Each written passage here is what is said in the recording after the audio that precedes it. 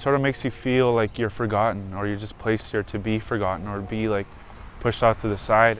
Those are Joshua Niepenak's memories of staying in an emergency shelter as a teen in the child welfare system. Each time he'd run away, catching a bus to his grandparents' house. He felt safest with them, but it took the system a while to agree. It didn't feel like I mattered because like I wasn't being heard, and I wasn't, like when I tried to say that I wanted to stay with my grandparents and they kept bringing me back here. He bounced around that system for years, going house to house and bus to bus.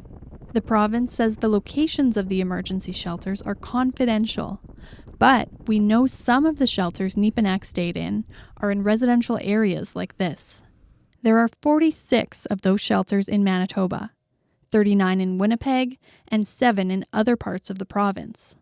We wanted to look into emergency placements after a 14-year-old girl was killed in downtown Winnipeg in December. A day before that girl died, her social worker said she was likely going to end up in one of those placements because there just wasn't money for the kind of specialized placement that she needed. Those shelters are supposed to be stopgap measures in Manitoba's child welfare system, places for kids who have nowhere else to go. But foster mom Jamie Fow says emergency placements are being overused. The staff there are very well-intentioned and well-meaning, but they do not have the training and capacity to respond to the needs of these high-needs children. If the province feels it necessary to apprehend these children from their homes, they should have a place for that child.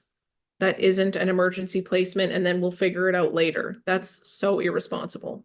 Driving back last month through an area where he often stayed in an emergency shelter brought back memories for Joshua Niepenak of how ignored and isolated he felt. It's a time he thinks of now when he works as an action therapist with youth in the community. To make sure that they know that somebody cares for them and somebody, wants them around and wants them, to succeed in life. But as lonely as those times were, they feel a world away from his life now, as a university student and a father to a 3-year-old girl. Caitlin Gowerluck, CBC News, Winnipeg.